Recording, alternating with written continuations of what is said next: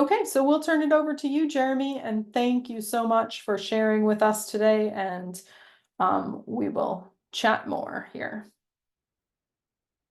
Okay, I'll start by sharing my screen here.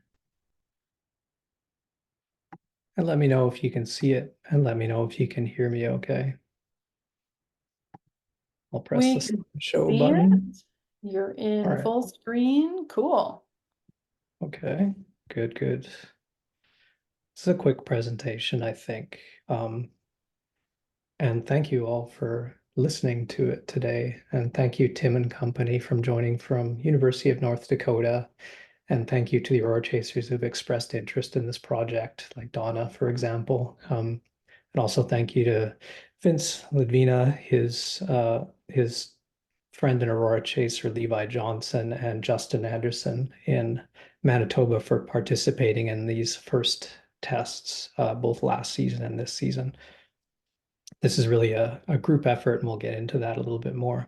For Pi Day, you'll notice that we'll be talking about a lot of circles today, uh, because these are all sky cameras and they tend to give a circular image on an image sensor. So whenever you see a circle, keep a count. We'll call it a sky pi or something. And also thank you, Michael, for joining us, considering the late hour. I guess it's +1 or +2 GMT there. So thank you. The QR code and the link aurora.ca there are linked to the website that's associated with this project. And you can always keep up with it there, sign up for the newsletter for maybe a quarterly update. And we'll be talking about this animation in the image on the left and how it came to be, why it matters, and how it's working with our Aurora Chaser and researcher community. So let's get started. My name's Jeremy. I'm currently living in Calgary, Nova Scotia, which is on the extreme east coast of Canada, just east of Maine. You need a KP7 or KP8 kind of geomagnetic activity to see the aurora here, which has happened once. It was really nice. I'm originally from Alberta, which is Aurora territory, and I like to travel up to Yellowknife and the Yukon to do some of my aurora chasing, as well as Iceland has been some good experiences too in Norway. I've been a part of the Aurora Chaser community through Aurorasaurus, and I just want to say thanks again for allowing me to be a part of this, because this is very much a community project, as we'll be talking about. So the word Aurora, it's a name of a camera. So we'll talk about why it came to be, how does it work, what have we found out so far by designing, building, and deploying this, and what have we learned from having gone through this process over the last couple seasons. How do we improve it? And finally, I wanted to share a 2-minute survey for anybody to fill out about the features they like, the features they'd like to see in the future. So that's a Google Forms survey right here at that link or that QR code. So you can bring that up in your browser now. It'll be shown again at the end of the presentation so that you can maybe fill out your top 3 features that you liked about the camera system, and maybe the top 3 features that you'd like to see in the future. And this gives us an idea of how people plan to use this tool to get aurora imagery that's useful for research. That is an aurora in Yellowknife on a frozen lake looking up at some aurora last March. So overall, this Aurora project is a camera and it has a goal. And the goal has been to create a portable, I've underlined the important words here. It's portable, this camera, it's inexpensive. It's automated, meaning you just press the start button and it goes. It's high resolution, meaning 8K video imagery. And it captures all sky images, the entire sky with nothing behind you. You don't miss anything with an all sky 180-degree fisheye lens. And these are operated by Aurora Chasers. They're not deployed permanently. They're taken out with Aurora Chasers on the Aurora Chase. They're set up where the action is, where you're going to be setting up your own cameras and taking photos. But in the meantime, Aurora is going to be taking all sky images unsupervised. So it gets out from under the clouds just like you do. It gets away from light pollution just like you do. It follows you around to the best places and captures everything while you're doing your own sort of artistic photos or ones for your own research or enjoyment. It creates time-lapse movies, and these are published online, and they're for use by both us as participatory researchers, meaning citizen scientists, amateurs, people who are not getting paid, and then people that are professional researchers, people who this is their full-time job. So one question that always comes up is why would you provide Aurora chasers with a special camera? Don't they already have invested in their own cameras?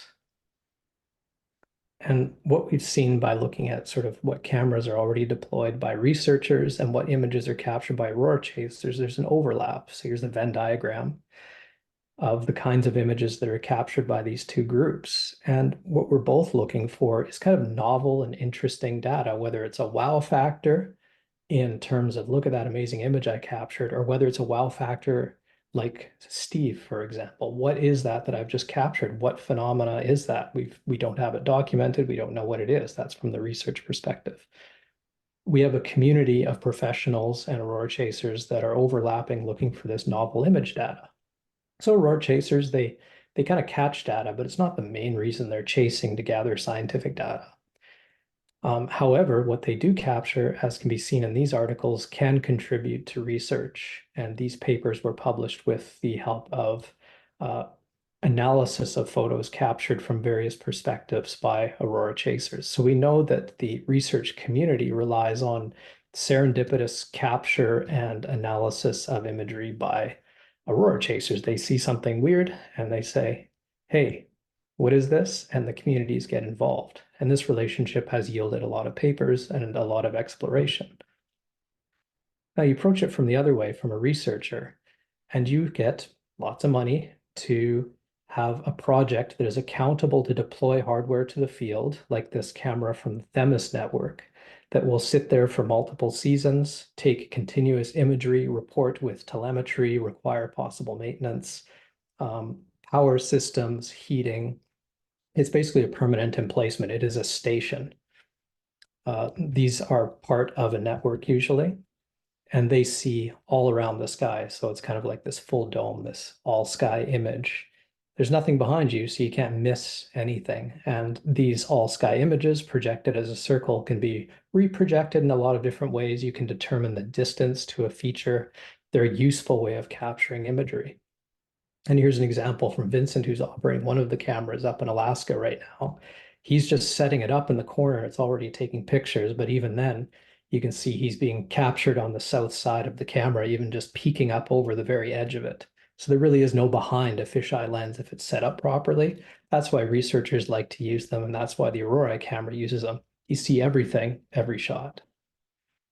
And if you do link all those circles together, you can create a mosaic that can cover, in this case with the Themis network, all of North America from Alaska out to Newfoundland.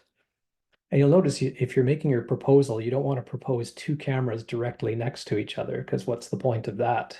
You want to space them out appropriately. But it doesn't give you the opportunity to move cameras or have serendipitous placement of another camera. And that's where something like this comes in.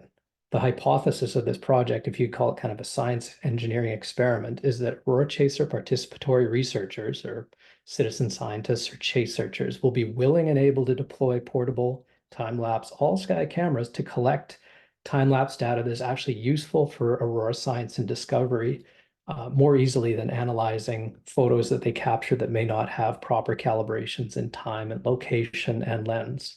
And this is an Aurora chaser. It's me actually out on a lake deploying one of these units. So if you had to do the comparison grid between research campaign all sky imagers, hopefully you can see my mouse here, and an Aurora chaser without an Aurora unit and one with, we're trying to turn as many no's in terms of features in both these columns into yeses while staying within a budget. So we want to make it mobile so we can go where the Aurora chasers know where to go, out away from light pollution, away from clouds. We want it to be low cost. We want to have reasonably high resolution, full color sensor. That's like consumer cameras, consumer SLR type large sensors. But we also want it to inherit from some capability from research campaign all sky imagers. Like there is some calibration of location, pose, there's some automation. There's all sky capture and the data gets automatically published. And as aurora chasers, you might know that it can be feast and famine in terms of not getting aurora for months, then suddenly getting thousands of images that you don't necessarily know how to publish or even have the time to look through. So having a consistent pipeline of data capture of quality and then getting it out where people can see it and review it is part of the project, reducing friction as much as possible in the setup, in the deployment, and then of the analysis and publishing of data. So we got a camera, it's got a mission in terms of a hypothesis that we want to prove or disprove in how it gets used and whether that's successful. Here's one of the cameras on the left. And on the right, you'll see something that it caught in Dawson City, Yukon, 2 seasons ago. The first thing you'll notice the fisheye lens sticking out of the top and an arrow saying point it north in this direction. And here's a quick breakdown of what it's seeing. An all-sky image has north generally towards the top and generally magnetic north because aurora features tend to align themselves sort of in general east and west versus magnetic north in a local area. And then south is down towards the bottom. You see east and west are actually swapped just because you're looking up instead of down. And the horizon is this circle around the edge. And we're using consumer cameras. We're not using some special sensor. We're using what you could buy at the store, basically, because they are highly available. They have high sensitivity with modern imaging sensors, very high resolution, like 4,000 by 4,000 pixels. And they can be controlled externally via software. And there's a whole market of lenses that are made for these that are very low cost and high quality, especially when it comes to these fisheye lenses. So this is what it's like actually carrying around one of these sort of first aid kits that's designed to carry camera equipment in the field. So why not actually make it the body of the camera itself? And that's what we've done. We've put a camera sticking out of the top with a mounting frame, GPS and magnetometers, a control computer, and a significant amount of battery power, and a certified mitten-friendly controls, which if you've tried to set up your camera in the field when it's very cold, that is not a pleasant experience because you have to take off your gloves to use touch screens and such. This way, you've got 4 simple buttons. You can use it with your thumb with the mittens. So this is really, again, about reducing friction in the field in terms of setup and use. Here's about the approximate size and layout. And there's a tripod mount on the bottom, so it fits on any standard tripod that the Aurora Chaser brings with them. And that's because you do want to align it so it's pointing straight north, magnetic north. And it's also aligned so that the zenith is straight up in the middle of that circular image. And because it's inexpensive and off-the-shelf components, you don't just make one, you make many. And here's 2 of them that are deployed in the field right now. They're almost the same, but not quite. They're different colors, different serial numbers, but everything we learn, we sort of put into the next one with minor tweaks and alterations. So easily manufactured without having to use any machine tools or 3D printing or anything. The way we operate these cameras is such that they take time-lapse photography, generally like 2 to 30-second images, and there's almost no time delay in between the images. Here's an example of the International Space Station passing overhead and captured by multiple frames by the Aurora. There's very small gaps in the trail of the space station, which demonstrates that the duty cycle of the camera, meaning how often it's looking versus how often its shutter is closed and it's offloading data, it's almost always looking at the sky. That makes smooth time lapses. That makes you prevent missing data. So that was one of the main goals of the software, so that it's always looking. It's never just has its eye closed and is thinking or offloading or processing. So here's an example of an Aurora Chaser and what they might actually do when they take out the Aurora unit. On the right is what an Aurora unit captured last March in a lake near Yellowknife. And there's a anomalous northern Steve sighted overhead. The Aurora Chaser set up the camera here and just let it run, the Aurora unit. It's just running autonomously. And then they caught their own time lapses with their own cameras here on the left, their artistic layout, the way they thought they'd frame it with their wide angle lens. So they only captured half of what was really going on. But fortunately, because the Aurora was working away on its own in a calibrated location with calibrated time codes, it was able to capture everything. So that demonstrates how the Aurora Chaser goes, finds a good location, but then isn't going to miss anything by having the Aurora cameras set up while they do their own thing. So think of the Aurora as kind of like R2-D2, and think of the Aurora Chaser as Luke Skywalker. He does the piloting, he does the decision making, and Aurora is around for the ride and to support the Aurora photographer. And this is where we've deployed them so far. This is from 2021 all the way up to 2024, just last week. And what's interesting is a lot of these circles have to do with the mobility of the Aurora units. They're put on a plane and with the Aurora Chaser, and they're brought to the location they're going to do photography. So Halifax, where I'm from, so of course I've tested some there, but one of the operators, Vincent, took it down to Minnesota, even though he's based in Fairbanks, and was able to operate it in both those locations. So that speaks to the power of portability, and we've already covered quite a bit of this continent just with having a few units deployed to a few people that are enthusiastic about traveling and deploying these as part of data gathering. The way people are using these cameras, they're not buying them. This isn't about selling cameras, it's a library model. And the cameras are funded by me, and I construct them, I manage the software, and I find qualified, enthusiastic, collaborative Aurora chasers who expressed interest in operating the units as part of their Aurora chase. And they basically agree to a document that says how to use the unit, how images are shared. And they get the units for several months, usually a whole season of Aurora chasing. And then they're sent back, and I modify them, improve them, do maintenance on them. So it's a library model. Here's some of the milestones we've achieved, I guess, in the last 3 to 4 seasons. In the first season, 2021 late, and then into 2022, the units caught features like overhead aurora in the auroral zone. They achieved their first all-night time lapses, as can be seen on the left. They caught their first sort of red aurora and varying tests from 2 to 30-second frame rates, and also being left out all night, which is speaking to like battery power and other sort of robustness metrics. If you can just leave it out running, that's generally a sign of trusting your hardware. And as they say in software, it shows disturbing signs of reliability when suddenly something works well on its own.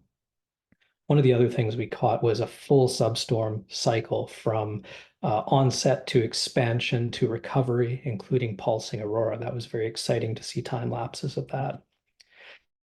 The next season, that was 2022 through 2023, we caught the anomalous Steve on the left, which is now a part of some ongoing exploration by professional researchers. Vincent Ledvina gave us the opportunity to work with his thesis supervisor, I believe Dr. Donald Hampton, at the University of Alaska Fairbanks, to deploy one of the units at the Poker Flat Research Range under one of their domes that are designed to house permanent emplacements of camera imagery or of camera systems.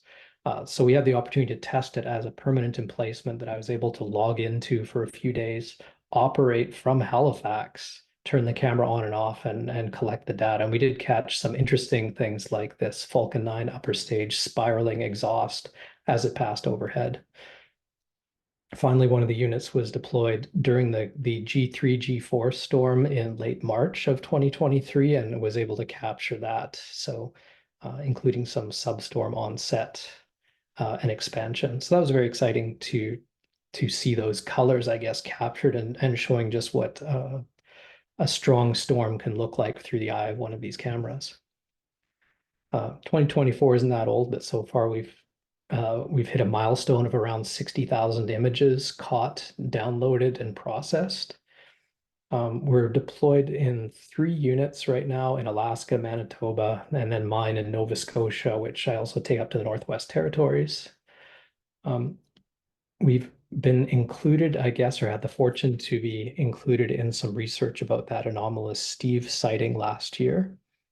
And we started new data visualizations called summary overlays that show an entire night's aurora activity, as you can see on the right and on the left, in one frame, overlaying the most interesting pixels on top of one another. So that's just a quick way to say, yes, I caught a night of crazy aurora, or it was a very quiet night with some stars. These summary overlays are a way of visualizing a movie in one frame. So let's go through how you'd actually set it up very quickly. This is an example of setting it up in a place called Midnight Dome that's above Dawson City, Yukon. The first thing you do is put it on a tripod, and it has self-leveling sensors and a compass to point to magnetic north and make sure that the middle of the lens is pointed to the zenith of the sky. So basically aligning it the way you'd align a permanent all-sky camera system, except doing it on the fly in just a few seconds. And that necessitates some good fast sensors and a interface that's intuitive for an Aurora chaser to use. After that, they press start, and off it goes. And you can see right here, it's labeling the number of frames it's capturing, and that'll run into the thousands over the course of a night. And then you ignore it. For the rest of the night, you interact with your friends, you take your own photos, you have some hot chocolate, you do whatever else, and the aurora is just happily snapping away, collecting the imagery. When you're done, you go home. In this case, there was, I think, 900 images at 2 different exposure settings. And these are offloaded. The Aurora Chaser just brings it home and it's already connected to their network, and they press the offload button. These are offloaded to the cloud where they then get downloaded by me and run through some automated processing software that can do things like generate keyograms, extract metadata, things like your longitude, your latitude, your exposure settings, your timestamp, what unit took the photos, how the camera was oriented, as much data is needed to reconstruct imagery in the future. That's part of the calibration. And here's an example of some of the processing software. The first thing you might want to do is generate a keyogram, which is a summary of the night's activity after aligning to magnetic north. So there's a tool there for setting in rotation and magnetic declination so that you're generating the keyograms accurately with magnetic north to the south. And as a reminder, a keyogram is like the spines of a book at a bookstore or a library. You're seeing just a snapshot of the middle of the all sky image, scanned from left to right, which is like early in the night till late in the night. And that way you can quickly see when there was substorms, when the activity moved from north to south in a glance. It's kind of like looking at a seismometer from an earthquake and seeing the jiggles in it. You can see the activity of the sky. These are some of the keyograms that are captured and summarized from different units at different times. Finally, all those still images are ran through commercially available image processing software, something you might use to make a movie. These are powerful pieces of software for image processing. They're not just for editing a YouTube video, although these become YouTube videos. They also have a node programming system where you connect workflow items to get a final product. It's very powerful. It's visually intuitive to use and to tweak, and it's a valuable part of going from thousands of still images to a completed time lapse without having to necessarily write all the software behind those kind of image processing algorithms. And the final example is something like this. I'll just play this. They're posted to YouTube. You can see the metadata like location, like exposure, ISO, timestamps, and the image number if you want to reference it. And then this clock-like keyogram wrapped around the outside, and then the very smooth time-lapse imagery because there's no shutter blackout in between exposures. So if we skip ahead a bit, you'll notice there's chapters. YouTube allows you to put chapters into your video, so we use those for labeling events in the aurora. For example, purple spotted. This chapter is when there is a substorm expansion. We'll skip to it. And sure enough, there's an expansion, although it's expanding northward, so I'm not sure if it's actually a substorm or not. That's something I don't know. So we're utilizing YouTube for its high bandwidth, its 4K resolution, and also for the idea that you can interact with the videos. Here's another example of a video. This is pulsing aurora in the morning sector that are captured. And this is about 30-second exposure cadence. So again, you can see the galaxy, you can see the seven sisters or the Pleiades, you can see a lot of constellations through the aurora because it's such high resolution. There's a lot of morphology that be gained from this. And then there's dawn and sunrise.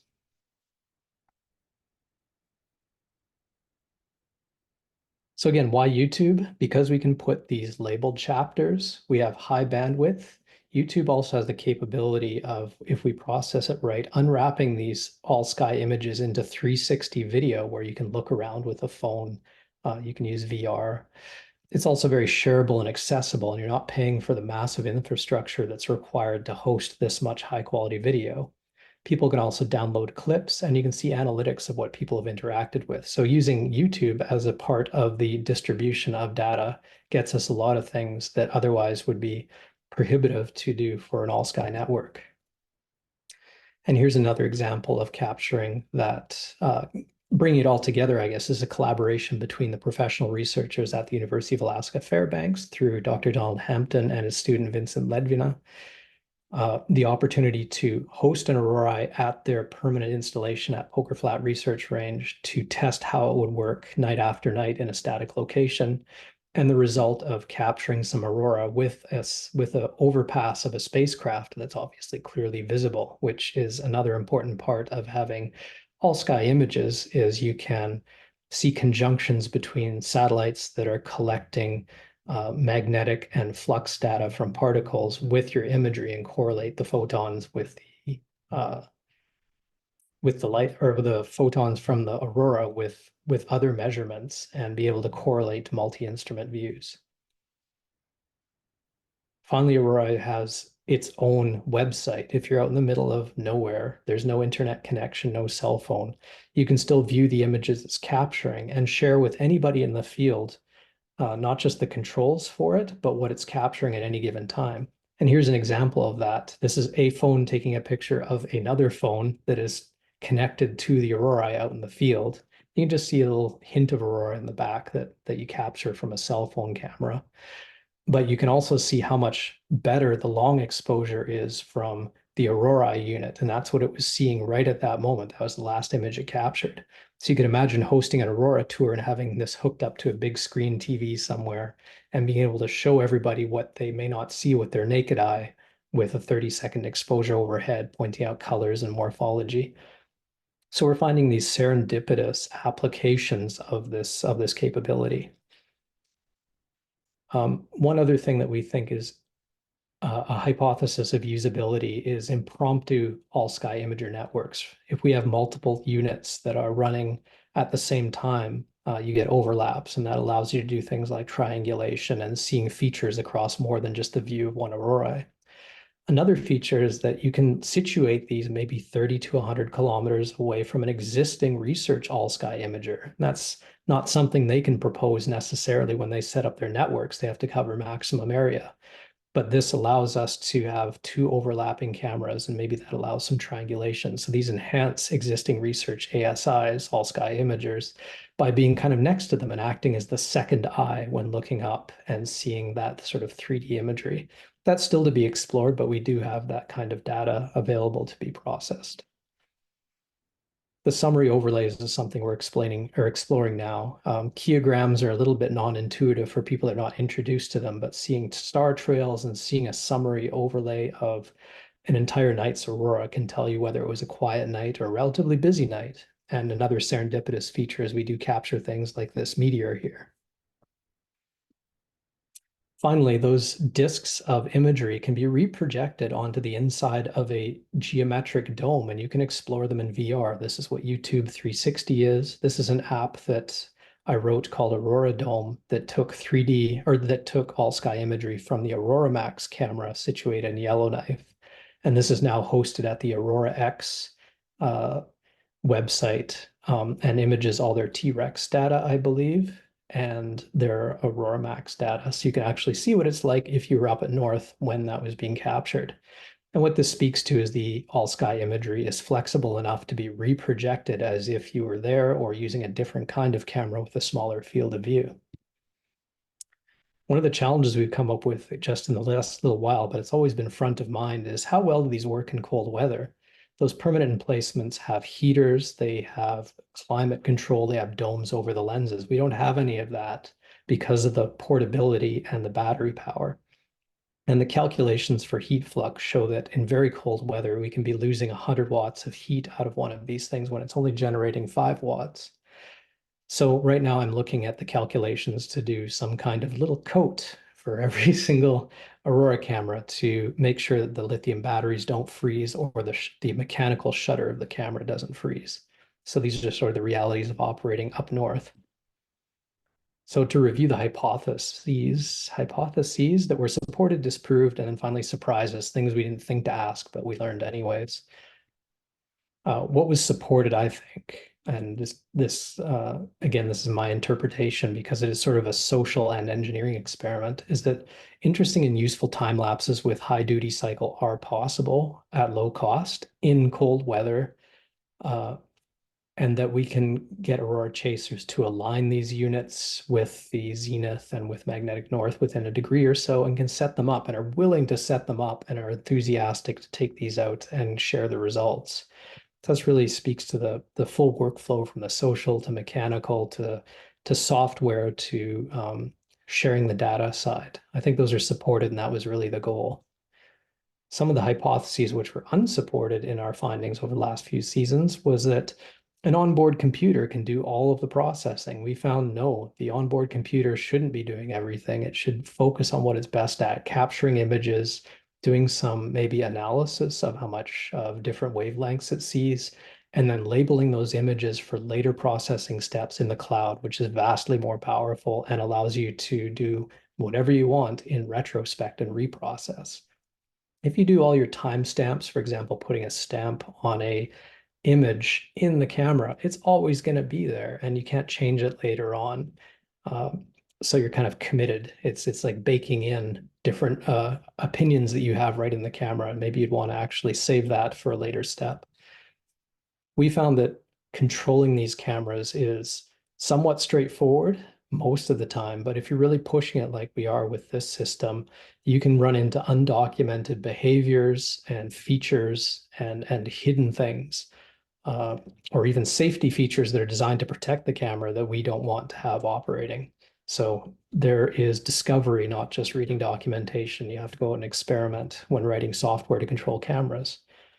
Another thing that we discovered was that GPS timestamps is not a solved problem for sub-second accuracy, especially when you're coordinating a GPS, a camera, and a computer. For example, there's no standard about when a picture was captured. If you have a 10-second exposure, does the timestamp go at the beginning of the exposure, the middle, or the end? That's not a standard that's been established. So things like that you have to explore. Finally, we realized there is, with multiple units, batch variations in the lenses. Some are better than others, especially when we're using them at wide apertures, right at the limits of what they can do by design. Some of the surprises, and this is kind of my favorite part, was the adaptability of these units, whether they're mobile, whether people fixed them in their backyard and tried them, whether they were always connected, or whether they acted as kind of a broadcaster of images for people to look at in the field. There's a lot of applications for some kind of that need to be explored. And I think exposing this to as many Aurora chasers as possible gets us to explore the ways they would use it that's different than the assumptions we make when we design a system like this. So the community enthusiasm and creativity has been really wonderful in the suggestions, and that's why we have the survey at the end of this presentation. Mobile is a lot trickier than stationary, definitely, because you're using battery system, you have to locate with GPS, you have to align, and you have to prevent things from freezing or frosting up. A mobile system is just trickier than a stationary system to operate reliably, and much of the engineering effort and iteration has gone into supporting the mobile aspects of this device, plus just making it small and light. I think the lending model has demonstrated that it does work, but it means that I'm funding the project myself and providing all the technical support. And of course, that will only build as more units are deployed. So this survey that I have, you don't have to fill it out now, maybe fill it out later. Maybe we'll share the link, or maybe Laura will share a follow-up link to it. I'd like to approach it from as if you're an Aurora photographer, an Aurora chaser, some questions you'd ask about features, how you might use something like this. But as a professional researcher or a participatory researcher working with data from it, some questions about how it would be made most useful for your area of interest. For example, synchronizing it with other all-sky imagers, magnetometers, or spectrum analyzers, reprojecting the data for another use, working on automatic triangulation software. That starts to go into what the community can contribute based on what they want to derive from an opportunity like this. Here's a link to that survey. Just takes a few minutes. Essentially, you're just awarding medals, gold, silver, and bronze to your favorite features that exist now, and then awarding gold, silver, and bronze to features that you'd most likely to see in the future. So it's basically 2 questions. And you can always check out aurora.ca in the bottom left to keep up with the project, sign up for the newsletter that gives updates. So thank you. I hope I didn't go over time, or I hope I wasn't on mute the entire time. And yeah, we can maybe open it up to questions. Thank you very much. Thank you, Jeremy. Wonderful presentation. Lots of kudos in the chat. A lot of interest. I may have already taken the survey, and it's hard to decide what are my favorite features because there's so many great ones. I will turn it over to you all for some questions. There are some in the chat, but please come on if you would like to ask a question. Feel free to jump on. Was there anybody? I can see some folks who had a question.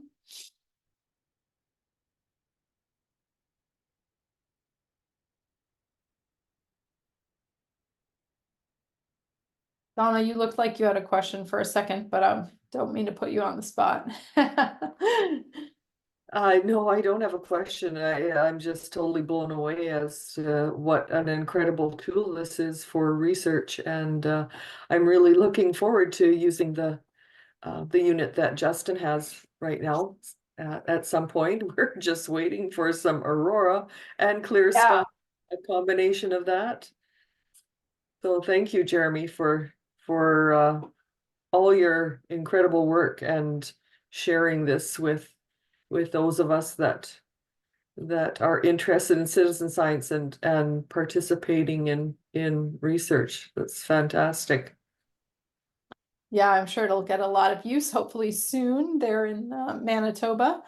And yeah, the clear skies and the ability to find clear skies, I think, is one huge benefit that the portability has, especially compared to the fixed cameras. You know, you showed the mosaic of beautiful aurora across Canada, but I think they have 10 years of data and, you know, a very limited number of clear nights that are all the way across Canada on those fixed sites. I'm not sure if you could estimate how much better you could do, or perhaps demonstrate that somehow with a network of aurora cameras, but it's really useful. That's a really useful aspect in my mind. Anybody else? I had more questions. Let's see. I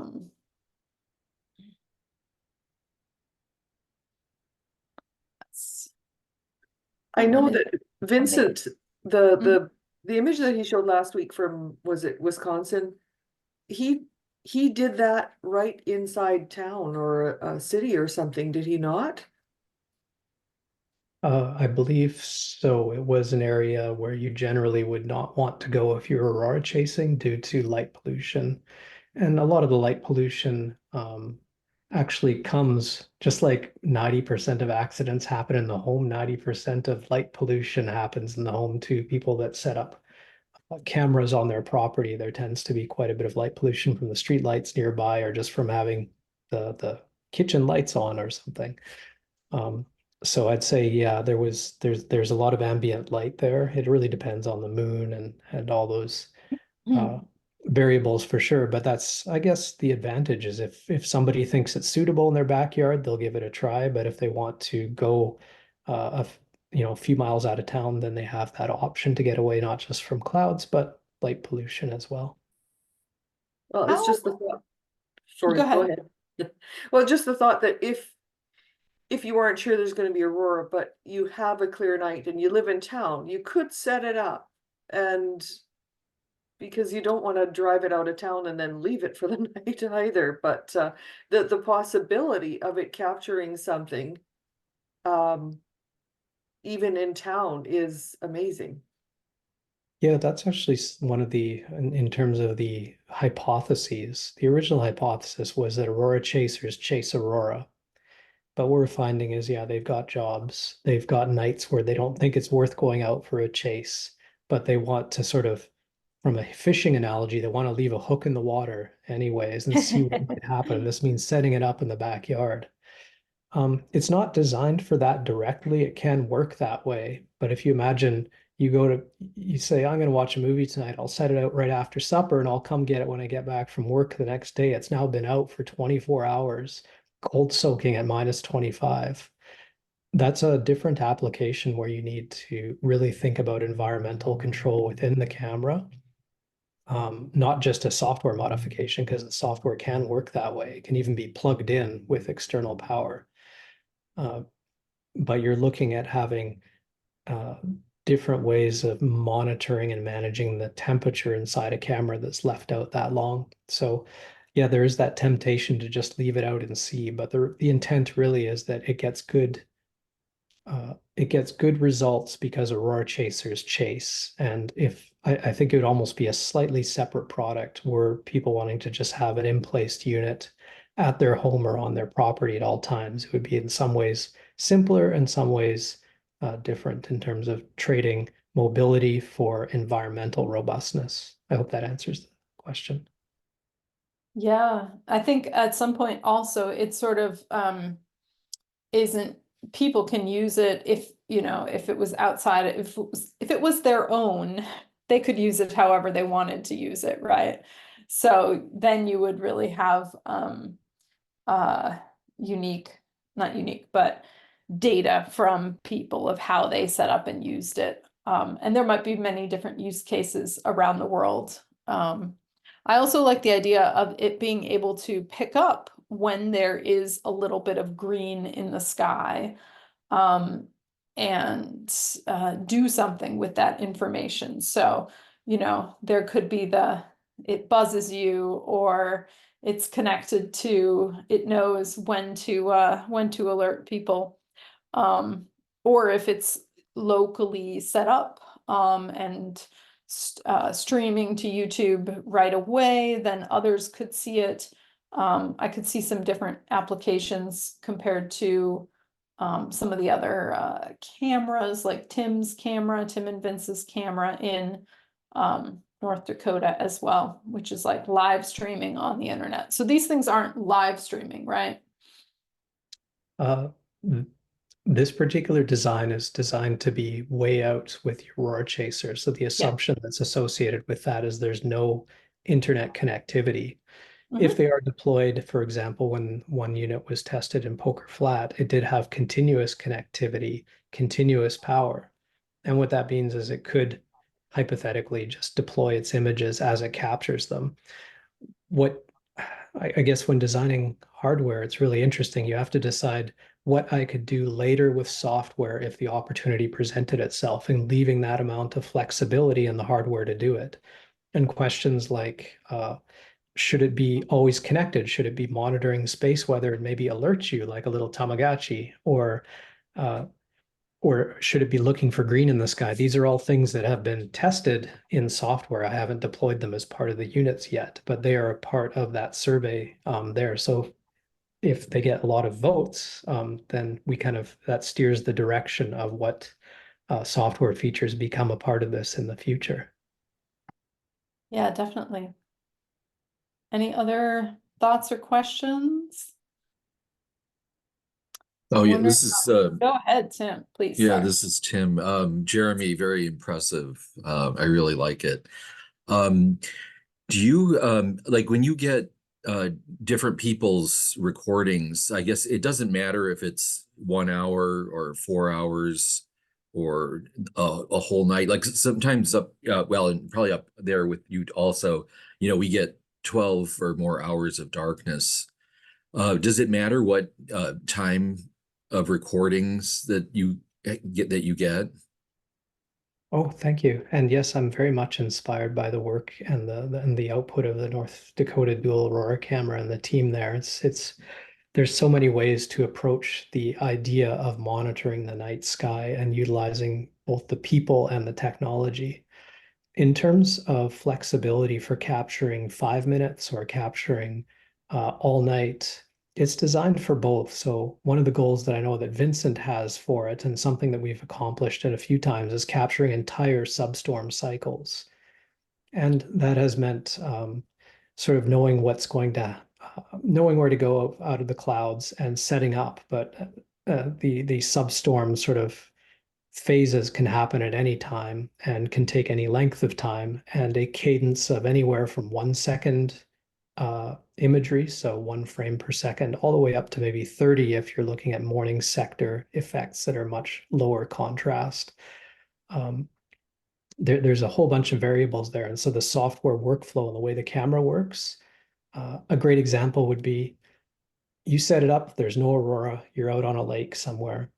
And so you run it at 30-second exposures for a couple hours, but then you see, oh, things are starting to get impressive. I'm going to set it for 2-second exposures now. And so I might have 2, 3, 4 sequences in a night. One's an hour long, one's half an hour, one's 4 hours long. Those will all get processed into their own time lapses that you can view because they have different frame rates. And a possibility is combining them all into one night as well, if we wanted to. So the flexibility is there to show 5 minutes of activity at a high frame rate, or multiple hours till the battery runs out at a shorter frame rate, or even I think the longest sequences I have are over 6,000 to 7,000 exposures put into one movie. So yeah, the whole workflow has maximum flexibility, I think, designed into it, because we don't know what to expect by how people are going to use it and what they're going to see. And often they will go to multiple locations to get in a single night. And so we definitely want to have all the sequences time stamped uniquely in a single night at a single location uh, to allow that flexibility in the data. I hope that answers the Oh, question. yeah. Follow up Yeah, after. that was more than my question even. But how many units do you have out right now? There's one unit with Vincent in Alaska that's shared with 2 other Aurora chasers in Alaska, depending what their schedules are. Uh-huh. There's one that's deployed in Manitoba because the Manitoba Aurora chasing community, I think, is very vibrant, and they have a unique set of sunrise and sunset times and environment and sort of geomagnetic latitude to capture some interesting kind of dawn and dusk phenomena. And so Justin Anderson and Donna have volunteered to operate a unit there. I've got my own unit that's sort of always in prototype phase, and that's deploying with Yellowknife with me in Edmonton generally every year. And because it's off the shelf capability, you can buy the parts, put them together for a reasonable amount in a reasonable amount of time, and deploy new units with the same software. So it's designed to be sort of manufacturable by undergraduate students or graduate students and deployed as needed, although we haven't quite looked into the support that would have to go into doing that. So right now there's 2, but if somebody said we want 2 more for something, then we'd address it in that way of just constructing more of them. Right. I heard a hypothesis there that Tim could possibly help determine if it was undergraduate friendly or not. Yeah, right. Yeah. We have a slew of undergraduates too. Well, actually, Christian is on also. He's an undergraduate at UND. Mhm. Is it otherwise beginner friendly, or do you really need to already be a DSLR expert? Is it scientist friendly?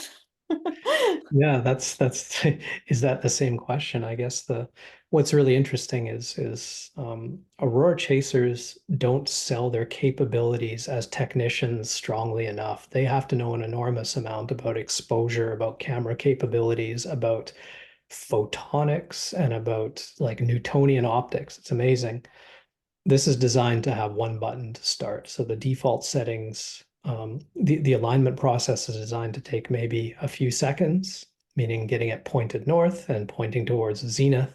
And after that, you press the start button, and the default settings are very reasonable for a range of aurora from relatively quiet to active substorms. However, if you do have a bit more knowledge of setting exposures and setting sensitivity because you're an SLR kind of expert who runs their own cameras, those features are exposed as well in the menu system. It's just that the menu system is designed to be super simple first, like one button and forget about it, and then one button when you get home to offload. But if you want to dive in and do your own settings, you can do it. So kind of like cameras are set up for consumers. There's the happy mode, the green mode, and then there's the more manual modes. So yeah, flexibility, I guess. Yes. Are they def- waterproof, or That's a great is, question. We initially assumed that there'd be a dome over an acrylic dome over the or camera. That's sort of the view of what an all-sky camera looks like. Those acrylic domes for all-sky imagers can be of questionable optical quality, and I think they're really amenable to being left out all night. The hypothesis was that aurora chasers would take these out on optimal nights for optimal capture of really interesting imagery, and those nights would not necessarily have precipitation or significant precipitation. So we found it was better to lean towards maximum optical quality. So, and that means that these aren't necessarily waterproof. I wouldn't dunk one, and they're not designed for that, but they are designed to maintain a static atmosphere around the electronics inside and prevent any little bits of snow or moisture from getting in too easily. So I think the robustness to the environment is something that could be dialed up and down depending on the requirements of an individual unit. But right now they're designed kind of like to survive at the same rate that one of a consumer camera might survive outside. And if those really bad environmental factors come into play, chances are it's not really the best aurora night anyways. If the chasers aren't out, then there's nothing that well, there's probably something maybe to capture, but it's not the core sort of hypothesis behind a unit like this. So I'd say they're reasonably robust, and I definitely want to look at thermal management efficiently for subsequent units because we have had a remarkably cold winter in, for example, Fairbanks, and I've seen what that can do to a mechanical shutter in a camera, for example, without thermal management. On the other hand, thermal management is expensive in terms of battery power. And so that speaks to having better insulative properties of the case, which ends up being little silver coats for the cameras, perhaps. That's the next thing to test. Yeah, I hope that answers the question. yeah, definitely. Yeah, thank you, Jeremy, so much for sharing your insights and motivations. And it is inspiring and motivating to all of us, I think, as far as different photographic journeys and interest in using these data and where you're going with this. So it's really exciting.